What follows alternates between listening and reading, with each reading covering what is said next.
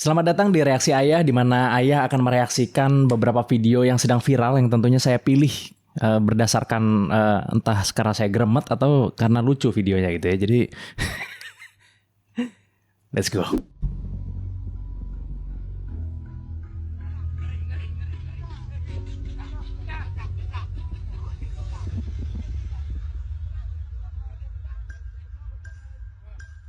Jadi belakangan ini lagi naik nih ya, katanya Indonesia punya budaya baru yang namanya budaya sound horeg, di mana mobil yang bawa sound system gede banget dan banyak sekali dia lewat di jalanan sambil nyetel musik gitu kan, yang kadang-kadang menyebabkan misalnya kaca mobil pecah misalnya. Pecahnya karena apa? Karena saking kencengnya suaranya. Oh. Kadang dia nggak bisa lewat. Ada salah satu videonya dia lagi mau lewat, terus ada warung, karena warung ini kayak dibuka gitu, dia nggak muat.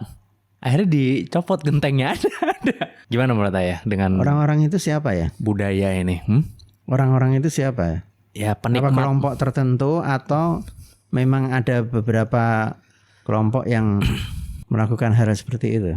Penikmat sound horeg aja. Orang yang sangat mungkin mendapatkan kenikmatan ekstra kalau mendengarkan lagu dengan volume di atas rata-rata gitu kan. Menurut Ayah ya, meskipun itu di tempat terbuka gitu kan, itu tidak berarti orang bebas melakukan apa saja sampai mengganggu orang lain. Kalau sudah mengganggu orang lain ya itu harus ditertibkan. Kalau dia misalnya tidak mengganggu orang lain, ya silakan aja, enggak apa-apa, enggak ada masalah. Tapi kalau dia mengganggu orang lain ya harus ditertibkan. Karena kalau enggak nanti akan muncul kelompok-kelompok seperti itu yang jumlahnya banyak dan bisa jalan-jalan raya itu akan dilewati semua yang gitu-gitu dan akan terjadi banyak orang yang menerima akibat dari kerasnya volume dari musik itu. Karena nggak tahu juga ya kalau misalnya ada orang yang punya anak masih kecil misalnya, rumahnya dilewatin kebetulan apa yang akan terjadi gitu kira-kira kan. Iya, Ayah belum pernah lihat langsung ya, jadi Ayah nggak bisa membayangkan persisnya itu keadaannya seperti apa. Tapi kalau lihat sampai kaca mobil pecah itu berarti kan sangat tinggi volumenya. Orang sound systemnya kan sebanyak itu ya, bayangin aja. Speaker segede gini satu biji kencengnya gimana coba? Iya. Memang orang kita kadang-kadang itu tidak bisa mendisiplinkan diri sendiri. Mau orang lain disiplin semua tapi diri sendiri tidak disiplin. Gimana caranya maksudnya untuk mengurangi gitu ya? Apalagi nih misalkan ini banyak juga nih kasusnya, misalnya lagi kawinan misalnya, ya kan, kemudian nutup jalan misalnya atau dangdutan sampai malam misalnya. Ya, nggak boleh begitu. Kalau jalan itu jalan betul-betul jalan umum ya, artinya banyak mobil-mobil lewat yang bukan penduduk sekitar, itu pasti tidak boleh sama sekali. Satu hari aja misalnya, meskipun saya minta tolong gitu kan, ada jalan lain di sana misalnya gitu kan. Kalau orang bilang ada jalan lain itu seperti apa gitu loh. Ayah kok melihat biasanya orang itu pokoknya main tutup aja gitu kan. Kalau dia itu sifatnya mengganggu lalu lintas umum, ya itu tetap tidak boleh dilakukan. Tapi kalau misalnya ini lalu lintas ini jalan buntu misalnya, sesuai kesepakatan bersama tetangga-tetangga menyetujui semua, ya mungkin masih bisa. Seperti contohnya juga ada orang yang tiba-tiba aja jalanan itu dibikinkan portal, ya kan, ditutup padahal itu jalan umum. Bukan jalan kompleks lah istilahnya. Itu kan kadang-kadang ada kita jumpai juga begitu. Itu juga menurut Ayah enggak boleh itu begitu. Tapi kan yang jadi masalah kan contohnya ini soal suara sih Bren. Yang jadi masalah nomor satu menurut aku. Iya, ini suara kita dapat izin dari satu komplek, tapi suaranya ini jangkauannya sampai mana pertanyaannya? Ya. Apakah suaranya ini keluar komplek kita sampai mengganggu komplek sebelah bagaimana gitu kan? Ya kalau suara itu beda lagi kan? Iya kan? Beda lagi. Kalau jalan ditutup kan, tadi kamu soalnya nanya jalan ditutup. Kalau jalan ditutup kira-kira pandangannya ya seperti tadi itu. Ya, kalau suara. Tapi kalau suara itu ya enggak boleh. Nggak boleh gitu ya? Nggak boleh itu. Bagaimanapun itu akan mengganggu. Tidak semua orang senang mendengar suara itu gitu loh. Tapi kan perang kepentingan jadinya kan. Yang satu merasa saya sekali-kali kok. Yang satu loh ya menurut hukum tidak boleh misalnya gitu kan. Iya. Yang mana yang harus diikuti dari dua kepentingan tersebut? Ya kalau menurut hukum nggak boleh ya nggak boleh. Oh gitu ya? Iya, meskipun sekali-sekali ya nggak boleh. Tapi kalau seperti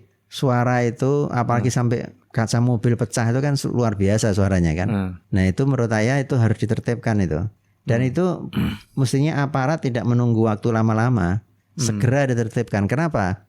Kalau tidak segera, nanti sudah terlanjur banyak orang yang punya kebiasaan seperti itu lebih sulit lagi nertibinnya. Itu udah cukup lama sih tapi itu jadi hobi lah gitu. Ya, tapi kan tidak ada kata terlambat, ya kan? Ya sudah ditertibkan aja secepatnya. Saya rasa nih aparat punya kewajiban untuk menertibkan itu. Kalau berhenti di satu tempat mungkin masih lumayan, tapi kalau jalan di jalan raya itu kan sangat mengganggu pasti. Bu, anakmu di Jakarta cuma bisa makan nasi dingin pakai ikan mentah dan kecap asin, Bu. Kadang cuma telur dicampur kecap asin doang. Kadang juga cuma makan mie. Minumnya juga paling mentok teh tawar, Bu. Itu juga harus antri tiap kali mau makan.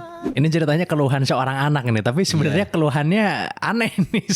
Soalnya makannya sushi sebenarnya. Iya, makanya. Jadi kita itu kalau sama orang tua itu jangan gampang-gampang lapor. Ya, misalnya lapor seolah-olah kita hidupnya susah. Itu orang tua itu mikirnya berlipat-lipat loh. Oh ya pasti itu. Lah ya, jadi tidak boleh orang begitu. Kalau memang ini seriusnya kalau ya. Kalau laki-laki apa kalau cewek juga? Kalau bercanda itu kan lain ya. Cerita bercanda itu lain lagi. Tapi kalau secara serius kita tidak boleh sedikit-sedikit kasih tahu sama orang tua bahwa kita dalam keadaan sengsara, misalnya kesulitan, itu tidak boleh. Karena yang nomor satu orang tua kita belum tentu punya kapasitas untuk menyelesaikan masalah itu ya kan. Kalau dia punya, ya mungkin itu bisa jadi jalan terakhir mungkin. Setelah kita nyoba ABCD, tapi saya kan adalah seorang ini mungkin bisa begini. Cerita mungkin masih gak apa-apa. Tapi kalau nggak punya ya cuma nambahin beban pikiran doang, nggak ada yang bisa dilakuin juga kan. Apalagi permainan kata-kata kan. Artinya itu kan permainan kata-kata itu. Dia bilang nasi dingin itu padahal kan sushi ya. Buat ngerjain ya. Padahal mahal. Kalau orang tuanya tahu bahwa ini bercanda ya enggak apa-apa. Boleh aja. Tapi maksudnya nggak cerita sama orang tua itu cowok doang atau cewek juga nggak boleh begitu? Nggak boleh laporan sama orang tua? Ya jangan berlebihan dan jangan gampang-gampang mengeluh lah. Pendewasaan kita itu adalah menghadapi masalah yang kita temui dan menyelesaikan masalah itu sebisa mungkin oleh diri kita sendiri. Supaya kita makin matang gitu loh. Untuk laki-laki dan wanita ini? Iya, sama aja. Karena sama aja, wanita kan juga akan menemui terus masalah-masalah problem-problem hidup itu kan. Kalau bisa diselesaikan sendiri, selesaikan sendiri. Kecuali sudah tidak bisa selesaikan sendiri, ya baru lapor sama orang tua untuk minta dibantu gitu kan. Tapi dengan upaya dia untuk menyelesaikan sendiri itu, dia sudah menjadi orang yang semakin kuat daripada sebelum mengalami masalah gitu lah. Minusnya itu ya nanti jadi beban pikiran gitu ya. Jadi beban pikiran. Orang tua itu dengar apa sedikit aja, itu dia bayangkan jauh sekali gitu. Aduh kesian banget anak saya. Saya sekolah akan tinggi-tinggi kok hidupnya sengsara misalnya gitu-gitu kan. Makan nasi dingin itu tadi ya. Itu jika itu dilakukan serius ya. Tapi kalau mungkin dia cuman bercanda aja sama orang tuanya ya boleh kalau bercanda. Ya ini pasti bercanda sih. Iya. Lucu aja sih kontennya. Jadi usahakan dulu selesaikan masalah sendiri. Nanti baru kalau emang udah mentok misalnya ya mungkin bisa cerita gitu ya. Bisa tanya sama orang tua. Ini saya mengalami masalah begini bagaimana menyelesaikannya. Pasti orang tua juga seneng. Karena orang tua ditanya itu dia seneng juga. Dia merasa dirinya itu terhormat gitu loh. Kalau anak itu tidak pernah nanya sama orang tuanya sama sekali kan, orang tua akan merasa bahwa saya kayaknya ini sudah tidak ada gunanya buat anak saya gitu kan. Tapi kalau ditanya dia merasa ada manfaatnya untuk anaknya itu. Tapi beban pikiran juga gitu. Jadi gimana nih baiknya? Ya itu, jadi tidak semua hal itu mesti diceritakan, tidak semua hal mesti dilaporkan ke orang tua gitu kan. Ini terlepas dari cerita itu yang hanya untuk lelucon aja ya kan. Salah satu kenapa Indonesia nggak maju, karena kita terlalu spiritual. Dalam arti apa? Kata-katanya coba lihat ya, ikhlas, menerima, pasrah. Gue lagi gondok duit gue dimakan sama dia. Suruh ikhlas gimana? Nanti kan dibalas sama Tuhan. Ya kalau dibalas, kalau cuma di-read aja nggak dibalas gimana? Katanya orang Indonesia terlalu spiritual nih katanya, makanya sulit maju. Ya. Apa-apa ikhlas, apa-apa sabar gitu. Ya gini, tidak ada orang terlalu spiritual. Jadi setiap orang pasti kan punya kadar spiritualitas yang berbeda-beda kan tentu. Ini kalau misalnya menyangkut masalah sabar dan sebagainya itu kan hanya anjuran-anjuran aja supaya hati kita menjadi lebih lapang gitu loh. Kalau orang menganjurkan begitu boleh, tapi tanpa ancaman-ancaman. Seperti tadi kan dibilang nanti kalau tidak Tuhan marah sama kamu. Enggak, Tuhan enggak akan marah. Tapi artinya mengendalikan diri itu bagus. Ya kan, mengendalikan pikiran itu bagus. Mengendalikan napas juga bagus. Jadi dia mengajarkan juga masalah mengatur napas kan. Dia lebih fokus kepada tekniknya mungkin kayaknya. Nah iya, mengatur Dibanding- napas. Ayah tahu dia sudah lama itu. Ya, dibanding konsepnya maksudnya. Dia bilang kenapa nggak ada tekniknya gitu kan. Kenapa yang ini cuma konsepnya aja, konsep ikhlas misalnya. Kalau nggak ikhlas nanti kamu masuk neraka misalkan gitu contohnya. Enggak, iya. Bukan itu yang dia maksud ya? Iya, enggak. Dia menurut dia begitu kan. Iya menurut dia gitu ya. Tapi ayah tidak sependapat dengan sistem ancam mengancam itu. Ada orang yang memang kepribadiannya kaku dia dan dia mungkin sedikit-sedikit bawa nama Tuhan lah. Ya, tapi itu kalau cara itu memang tidak benar, ya kan? Karena Tuhan itu Maha Pengasih dan Penyayang kan gitu. Jadi bawa nama Tuhan juga bagus, tidak ada masalah, ya kan? Tapi cara mengatur napas dan sebagainya itu bagus juga, ya kan? Dan itu tidak salah, orang melakukan itu bagus untuk supaya hilang stres. Bagaimana caranya? Misalnya bergerak, ya kan? Tadi dia katakan diantaranya bergerak. Jalan, mungkin kalau orang kan orang juga yang mengatakan kalau kamu lagi duduk di rumah gitu, pikiranmu kalut, keluarlah dari rumah, jalan gitu, supaya lebih fresh gitu. Ya kan? Nah bagus. Mengatur napas itu adalah cara yang paling mudah kan, dilakukan sambil duduk di tempat itu pun bisa. Nah itu juga boleh, tidak apa-apa, itu bagus. Tapi masalah orang Indonesia terlalu spiritual, ya kan? Artinya spiritualitasnya itu dikedepankan, ya. Sehingga menjadi sulit maju gitu kan? Ya. Kalau ayah memang ya gini, masalah spiritualitas itu orang bagus mengambil dari aspek positifnya aja. Jangan ngambil aspek negatifnya. Aspek positifnya gimana? Bahwa orang yang spiritualitasnya itu dibina, itu dia akan kuat menghadapi masalah-masalah problema kehidupan. Kan orang sampai pada tingkat stres itu kan beda-beda. Ada orang yang ada masalah sedikit aja dia udah stres. Nah, ada yang kalau ada orang yang masalahnya sampai hebat baru dia stres misalnya. Kalau orang masalahnya adalah hebat, maka dia tidak ada jalan lain kecuali minta pertolongan kepada Tuhan karena manusia tidak bisa menyelesaikan gitu loh. Ya kan, dan itu baik-baik aja, tidak ada masalah gitu loh. Tapi belajar untuk mengatur nafas ini juga bagus. Gopin Vasdev itu terkenal, buku-bukunya banyak juga dia. Saya pernah baca bukunya juga. Jadi belajar teknik baru untuk bikin kita semakin sabar itu ada baiknya juga bagi kita. Tapi bukan berarti orang yang spiritualitasnya tinggi itu akan menghambat pertumbuhannya gitu. Begitu kan? Maksudnya kan? Jadi gini, orang spiritualitas tinggi itu tidak berarti bahwa sedikit-sedikit sabar tidak juga. Ada orang yang begitu. Dan masyarakat kita memang ada sebagian orang itu yang selalu apa saja kejadian yang dihadapi itu dikaitkan dengan Tuhan. Nah ini ada positifnya, ada negatifnya. Negatifnya adalah dia tidak mau berusaha. Karena yakin semuanya udah diatur sama Tuhan. Iya gitu. Kalau soal misalnya ada orang yang berpandangan bahwa kalau kita tidak sabar kita dosa dan sebagainya gitu. Ada orang-orang yang punya pandangan begitu, gitu kan?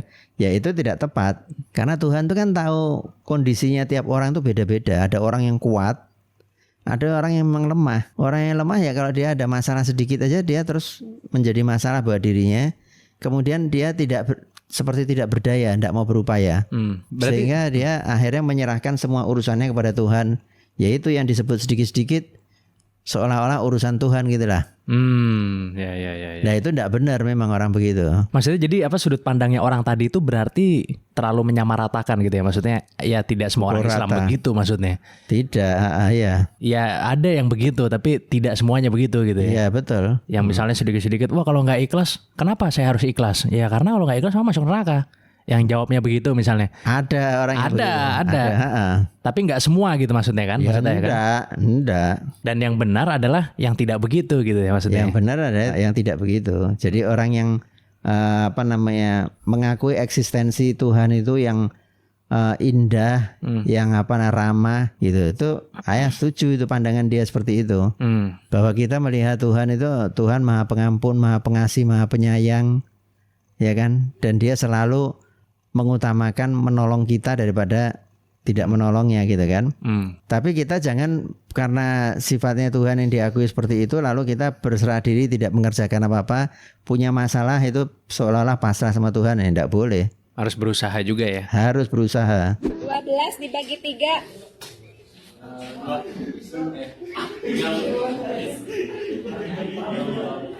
Kalau udah jawab boleh minggir aja langsung ya, kayak Hanif tadi. 24 dibagi 3. 16 dibagi 4.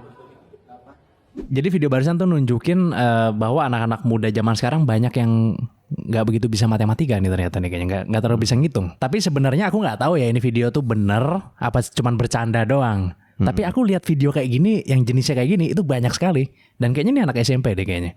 Gimana menurut saya? Ya, jadi gini kan, ada kalkulator. Terus orang mengandalkan kalkulator. Nah, padahal dulu kalau seingat ayah dulu waktu zaman SD itu tambah kurang kali bagi itu pelajaran SD kan pasti. Ya, SD. Dan itu kita hafalan sudah. Artinya hafal sudah 1 kali 1, 2 kali 2, 3 kali 3 itu kita hafal semua gitu lah. Pokoknya semua itu kali-kalian bagi-bagian kurang dan tambah. Nah, ini enggak tahu apakah kualitas dari pendidikan kita ini enggak diawasi atau gimana. Kalau memang ini betul terjadi, bukan main-main ya, menurut ayah sangat parah. Makanya Presiden Prabowo minta supaya pelajaran matematika itu diberikan sejak SD ya. Sejak TK apa ya? Nggak tahu, kalau dari dulu sih sejak SD udah TK, ada. Sejak TK. Ya itu memang betul. Dan ini menurut ayah nih masalah kelemahan pengetahuan, ilmu pengetahuannya para peserta didik ini itu sudah sangat parah. Bukan hanya masalah itu. Orang ditanya ibu kota Jawa Tengah di mana gitu misalnya ya. Nanti orang jawab Surabaya gitu. Ayah pernah nonton itu. Terus ibu kota Jawa Barat mana? Jakarta gitu. Jadi orang memang enggak ngerti gitu ya. Enggak ngerti, enggak dididik sama guru-gurunya. Nah, ini makanya kalau dulu sampai nama-nama gunung apa kita hafal. Oh ya, apalagi sungai, nama-nama gunung, menteri apa segala macam dulu ya hafal banget. Oh iya, iya, menteri-menteri hafal. Kok zaman aku nggak hafal dulu. Iya. Meskipun itu tidak begitu penting. Iya, emang makanya. Tapi kalau misalnya nama gunung, nama sungai, nama laut itu dulu wajib itu. Dulu ada namanya itu peta buta. Peta buta itu jadi ada peta gitu, ada gambar-gambarnya, gunung, sungai dan sebagainya, tapi tidak ada tulisannya. Cuman ada nomor aja, nomor 1, nomor 2, nomor 3 gitu kan. Terus nanti gurunya nanya, nomor 1 apa? Nanti orang ngomong, semua sungai juga kita hafalkan. Walaupun tidak sekrusial kali-kalian ya. Kalau menurut aku kalau kali-kalian itu nggak bisa yang kayak gini, itu sangat miris sekali itu. Iya, tapi ya karena anak-anak ini dibiasakan pakai kalkulator. Iya, bisa jadi juga. Masalahnya gini sih, mungkin yang ini videonya bercanda mungkin ya. Iya. Mungkin. Tapi banyak video lain ya yang sejenis ini yang aku tonton. Iya, ayah pernah juga berkali-kali. Ayah juga pernah nonton masih kan begitu kan. Berapa kali, ya. Kayaknya bener deh kayaknya. Tak rasa sih bener kayaknya. Iya.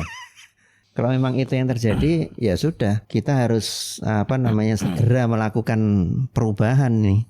Dan perubahan ini harus dramatis dan harus keras, tegas. Karena kemarin banyak juga yang mengkritisi di komen, terutama salah satunya tentang kurikulum pendidikan yang sekarang ini katanya masih kurang katanya. Ya mungkin nanti bisa diperbaiki lebih baik lagi gitu ya. Dan ayah dengar katanya anak sekolah itu semuanya naik kelas pasti. Nah, iya tuh. Itu sekarang begitu katanya caranya. Itu aku juga dengar begitu, tapi nggak tahu kebenarannya ya sekali lagi. Ya, itu ayah beberapa kali dengar itu. Mungkin benar ya. Jangan-jangan benar. Itu yang bikin ini katanya ya. Maksudnya yang bikin orang yang nggak bisa ngitung kayak gini nyampe ke SMP katanya. Iya. Mudah-mudahan ini pemerintah menyadari itu. Dan ini sudah presiden sudah ngomong. Kalau presiden ngomong itu sesuatu yang sangat mutlak dan semua harus melaksanakan yang di bawahnya itu kan. Harus segera dilakukan pembenahan memang. Ya mudah-mudahan di kedepannya ada pembenahan ya. Mungkin dari Gizi juga.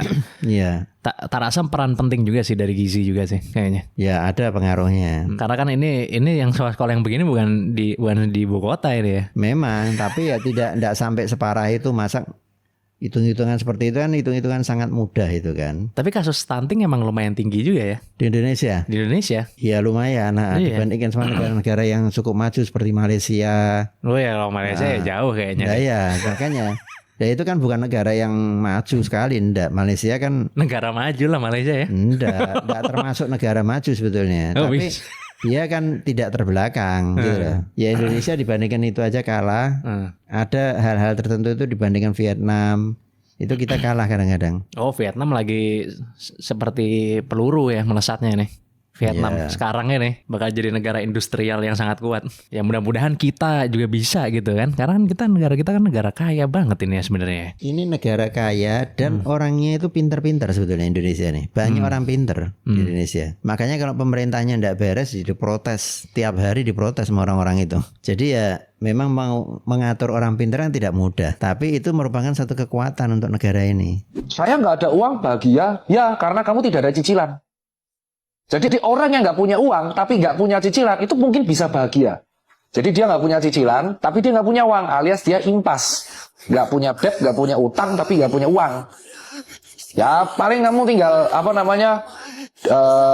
bisa tenang di situ karena nggak ada cicilan. Tapi ketika ada cicilan, kamu bangun pagi itu nggak akan tenang. Kalau nggak ada uang masih bisa bahagia. Asal jangan ada utang katanya. Gimana menurut saya? Ya sebetulnya tidak terlalu mutlak juga lah. Uang juga perlu, ya kan? Uang juga perlu. Orang mau makan, mau apa, mau ada keperluan apa juga kan dia butuh uang juga. Pak, ya pasti. Lah ya, tapi Dia pun berpikiran demikian. ya. Kalau ndak punya uang, ndak apa-apa asal yang penting ndak punya utang gitu kan? Maksudnya orang yang nggak punya uang itu mungkin masih bisa ada peluang untuk bahagia, tapi harus nggak punya utang dulu katanya. Ya itu ya semua orang juga gitu.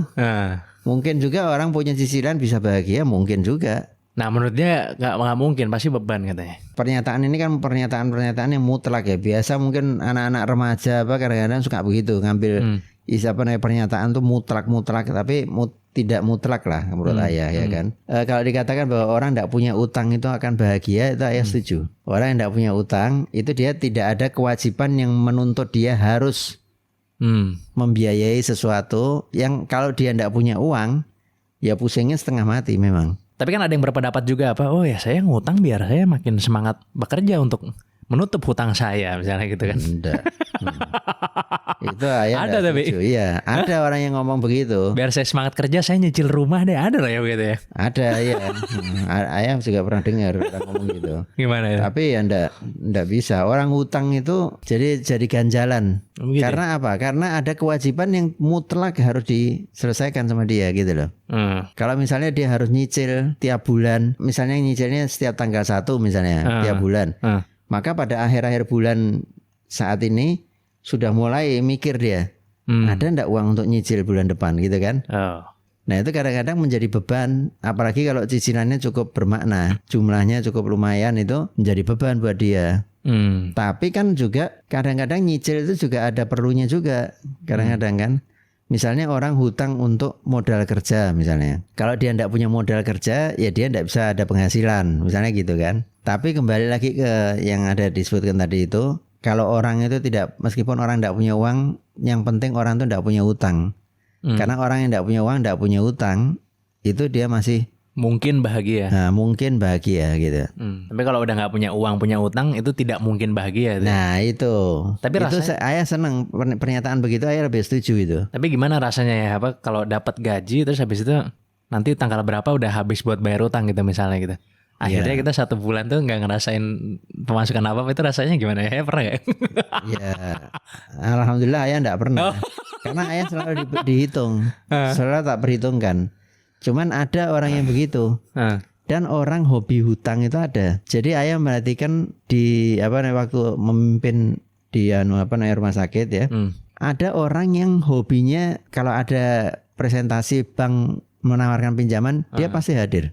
Orang itu bikin karena dia pengen menikmati, dia misalnya ada penawaran ini saya bisa utang sampai berapa Pak gitu. Nah orang bank kan kadang-kadang ada yang cuma ngejar target untuk menyalurkan pinjaman ya kan. Ada yang begitu. Ada ya. Jadi dia tidak peduli orang ini sudah setengah mati, sudah nyicil di beberapa bank, datang lagi orang menawarkan, dia ambil juga. Tetap gitu. dikasih gitu maksudnya ya. Dikasih sama orang banknya itu. Nah itu dia pusingnya setengah mati. Ayah dulu pernah punya anak buah yang tidak pernah bawa pulang gaji karena selalu habis untuk bayar utang. Dan kadang-kadang orang gitu itu, orang yang hobi utang itu kadang-kadang yang dibeli hal-hal yang tidak begitu penting. Misalnya mau ganti HP, ya kan, atau mau ganti sepeda motor. Itu ayah tidak menyarankan ya? Oh iya pasti tidak menyarankan. Nah itu pusing yang sebenarnya itu orang-orang begitu itu. Kecuali hutangnya hutang produktif itu tadi ya. Iya. Itu masih oke lah gitu ya. Iya, pinjam uang untuk nanti bisa mancing menghasilkan uang gitu kan, untuk bisnis menghasilkan uang. Itu enggak apa-apa, enggak ada masalah. Butuh laptop untuk ngedesain misalnya. Iya. Ya itu masih oke. Meskipun itu juga tetap harus diperhitungkan kan. Oh iya. Apakah sepadan apa enggak antara hutangnya dan ini, nanti dengan ini saya akan punya penghasilan sekian dan penghasilan saya bisa dipakai untuk nyicil. Jangan pernah sleep call kalau lo gak mau anxiety. Gue udah hampir 4 tahun putus dari mantan gue. Dan anxiety-nya tuh masih kayak kebawa gitu loh. Sebenarnya sekarang gue udah punya cowok. Cuman yang sekarang itu emang kita gak sleep callan. Tapi setiap malam tuh gue kayak gak bisa tidur. Kayak anxiety. Kayak gue tahu mungkin buat kalian yang gak pernah ini lebay. Tapi percayalah, jangan pernah sekali-sekali sleep call ya. Jadi di anak muda ini ada kebiasaan yang namanya sleep call ya. Sleep call itu kita teleponan ya kan sama pasangan atau calon pasangan gitu sampai ketiduran. Yeah. Jadi di video barusan itu bilang kalau misalnya kita kebiasaan sleep call, nanti kalau kita putus sama pasangannya itu kita jadi nggak bisa tidur katanya karena kebiasaan harus ada yang ditelepon tiap mau tidur. Gimana pertanyaannya tentang sleep call dulu deh, gimana pertanyaannya? Ya itu kebiasaan yang menurut ayah jangan dilakukan. Nah, gitu ya. Karena menyebabkan ketergantungan gitu kan. Kecanduan. Iya, kalau tidak melakukan itu tidak bisa tidur itu. Sama kayak misalnya sekarang contoh kan ya. Mau tidur malam harus cuci kaki dan cuci tangan misalnya. Dulu kan waktu zaman masih kecil kita suka diajari begitu. Karena kebiasaan dia kalau tidak cuci kaki dan cuci tangan tidak bisa tidur. Karena itu jadi ritual gitu maksudnya. Iya, tapi itu kan tidak apa-apa Mas Ian. Tidak ada masalah. Tapi kalau ini kan ya akhirnya tidak ada orang yang mau ditelepon sama dia. Siapa yang mau saya telepon sekarang ini gitu kan? Ritualnya membutuhkan orang lain kalau misalnya itu yang bikin ribet. Kalau orang yang tidak betul-betul privasinya itu betul-betul dia mau menerima kita secara secara privat, itu kan pasti tidak suka di telepon-telepon malam kadang-kadang, apalagi misalnya orang jam 11 mau tidur telepon orang dulu gitu misalnya. Kalau ndak orang yang akrab kan pasti ndak suka gitu kan. Aku aja ada teman aku ini laki. So, kalau jalan di naik mobil misalnya gitu ya, pulang ke rumah itu harus nelpon orang ya ada. Nah ya kebiasaan. Nelpon aku aduh saya lagi sibuk mohon maaf. Iya. Nah itu kita laki loh ini, makanya kita bilang Anda laki kok kayak gini nih gimana sih, saya bilang kayak gitu. Ya itu karena itu mengikuti tadinya itu bukan kebiasaan kan. Karena dia rutin dia melakukan itu, lama-lama jadi kebiasaan yang tidak bisa sulit ditinggalkan. Ya menurut ayah sih jangan dilakukan itu. Kalau mau cari ritual, at least carilah ritual yang bisa kita lakukan sendiri gitu, tidak perlu bergantung dengan mandiri. Orang lain gitu lah. Contohnya seperti tadi ayah bilang itu kan, orang tua zaman dulu itu selalu anaknya kalau mau tidur suruh cuci kaki cuci tangan ya. Ternyata orang cuci kaki itu bisa menurunkan suhu tubuh satu derajat kira-kira. Jadi apalagi kalau musim panas itu kan, musim panas mau tidur malam cuci kaki dulu. Ini karena tadinya kakinya ada balsemnya jadi turun 1 derajat. Ya ini penelitian ilmiah ini. Penelitian ilmiah menunjukkan bahwa memang dia bisa menurunkan suhu 1 derajat. Jadi itu bikin dia nyaman, apalagi kalau musim panas gitu loh. Atau ya yang lainnya silakan minum dulu misalnya atau apa. Maksud ayah ini carilah ritual yang jadi menambah kualitas hidup kita gitu ya maksudnya. Iya, tapi kualitas yang mandiri, yang mandiri, tidak tergantung orang lain. Oh gitu. Iya, maksudnya begitu intinya ya. Kalau mesti cari orang dulu kan repot. Nah iya. Zaman sekarang ya kan. Testimoni pengguna belum pernah ada bang ya. Belum pernah ada. Kita juga nungguin. Tapi belum pernah ada yang ngasih kabar. Jadi ini termasuk usaha yang aman ya. Usaha yang aman karena nggak ada komplain ya. Nggak ada komplain. Jadi zaman sekarang kan lagi naik live shopping ya kan. Maksudnya ya dia live sambil jualan gitu kan. Nah yang dijual ini itu kain kafan ya kan. Makanya dia ngomong ini adalah bisnis yang aman karena tidak pernah ada komplain. Tidak ada komplain. Nah. Mau kainnya gatel juga nggak komplain mayatnya. Nggak komplain mayat ya. Oh dia jual kain kafan. Kain kafan jualannya. Kain kafan tuh maksudnya apakah harus ada ketentuan tertentu apa aja sih maksudnya? Ya ada ketentuannya tentu. Misalnya dua lembar, warnanya putih, misalnya gitu-gitulah. Tidak terlalu bahannya harus dari ini dari itu, tidak ada ketentuannya. Pakai bahan apa aja berarti ya? Iya. Sehingga menjadikan ini bisnis yang paling aman gitu Dan ya. itu tidak ada urusannya dengan gatal-gatal apa-apa. Mau dikasih yang kualitasnya jelek sekalipun ya dia bisa dipakai. Makanya. Karena tubuhnya sudah tidak hidup lagi kan. Iya makanya. Nah ya bebas komplain, betul. Jadi keluarga tidak akan komplain juga ya maksudnya. Keluarga juga tidak akan komplainnya, gimana dia komplain? Iya makanya. Ya mungkin kalau misalnya ada orang-orang tertentu yang minta misalnya, oh ini saya kain kafannya harus dari sutra misalnya, saya tidak tahu itu. Ya nggak beli di sini kalau mintanya dari Nah, sutra. Makanya. Tapi dia juga mengeluhkan tidak ada testimoni ya katanya. Maksudnya gimana caranya kata dia. Iya. Testimoninya nanti di akhirat. Karena orangnya kita tidak pernah jumpa sama orangnya yang make ya kan, konsumen langsungnya gitu loh. Konsumen tidak langsungnya kan keluarganya. Katanya emang bisnis yang berkaitan dengan kematian katanya luar biasa katanya. Sekarang ya? Enggak sekarang sih, dari dulu sebenarnya katanya. Tapi jarang yang mau menyentuh katanya. Oh. Tapi dari dulu itu suka dikuasai sama mafia itu. Oh, iya? Masalah tanah, pesen tanah untuk pemakaman. Oh, aku ada satu pertanyaan deh. Satu kuburan itu boleh dipakai banyak orang nggak sih sebenarnya? Boleh asal tidak bersamaan ya. Maksudnya? Misalnya 3 orang mati sekaligus langsung masuk bareng gitu. Ya itu kurang lazim lah. Ditumpuk banyak loh ya tapi ya. Itu Temanku setelah sendiri ada.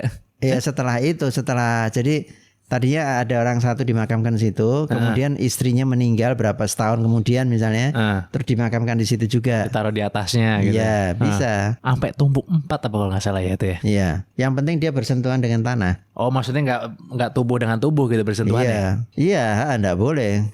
Jadi dia bersentuhan dengan tanah ini jenazahnya. Harus tumpuk gini ya maksudnya? Enggak, Oh enggak, gini juga boleh juga? jejerkan boleh. Oh boleh juga ya? Boleh. Tapi ada batasnya pokoknya gitu? Enggak harus ada batasnya. Kadang-kadang dijadikan satu kalau sudah lama. Oh tapi jangan bersentuhan gitu maksudnya? Enggak, bukan jalan bersentuhan. Tadi kata harus ke tanah tadi apa tadi? Ya, tubuhnya jenazah ini harus bersentuhan dengan tanah. Oh iya, tapi misalnya Jadi kan gini sekarang tangannya di sini misalnya gitu nggak apa-apa. Enggak. Kan gini ya, lupa lagi. Ya jadi gini kan, biasanya orang yang dijadikan satu itu kan yang satunya meninggalnya sudah beberapa tahun. Misalnya 2 tahun, 3 tahun, atau bahkan ada yang 10 tahun. Kan sudah jadi tanah orang-orang itu. Terus baru misalnya istrinya meninggal dimakamkan di situ untuk praktisnya. Enggak apa-apa. Nggak ada masalah ya? Enggak ada masalah. Nanti nisannya dibikin tulisannya 2. Jadi di sini dimakamkan si siapa gitu, Sukinem misalnya, sama Suprojo misalnya gitu. Terus habis itu misalnya anaknya meninggal taruh situ lagi misalnya, itu nggak apa nggak? Kalau memungkinkan ya boleh aja, enggak apa-apa. Oh nggak apa-apa terus? Enggak apa-apa. Pasti memungkinkan kan, jarak dari permukaan bumi ke dalam kan jauh. Iya, tapi kan kalau baru kan tetap kita was-was kan. Takut nanti waktu menggali ternyata tubuhnya masih ada misalnya gitu kan kalau baru.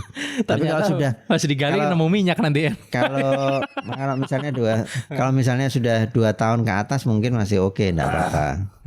Ya kan, kira-kira orang sudah jadi tanah itu. Jadi nggak ada masalah maksudnya beli satu aja terus dipakai terus itu nggak ada masalah gitu ya? Ya enggak apa-apa, tapi ya itu mesti ada tenggat waktunya, jaraknya. Nggak bisa langsung langsung 2 langsung di situ. Misalnya meninggal 3 orang langsung dijadikan satu itu enggak bisa. Kan misalnya Tidak lazim lah. digali yang dalam, tutup pakai itu, orang lagi tutup lagi pakai papan, orang lagi gitu, nggak bisa ya? Tidak lazim itu, tidak lazim dilakukan. Jadi kalau tidak lazim itu ya biasanya orang nanti akan jadi orang tidak suka, tidak mau gitu kan. Kadang-kadang keluarganya juga tidak mau. Tapi kalau sudah beberapa tahun itu sekarang sudah terjadi karena tanah pemakaman kan makin sulit sekarang. Makin sulit ya dan makin mahal juga. Iya. Jadi banyak yang kuburan itu satu buat banyak gitu. Itu udah mulai banyak tuh sekarang tuh gitu. Gak ada masalah ya pasti ya. Boleh. Emang karena terdesak sih mungkin akan dibolehkan harusnya ya. Ya kan kalau orang sudah meninggal sudah lama, waktunya sudah bertahun-tahun kan dia sudah jadi tanah, ya kan. Mungkin tulang-tulangnya masih ada, tapi ya nanti disisihkan gitu kan, ditaruh di sampingnya gitu.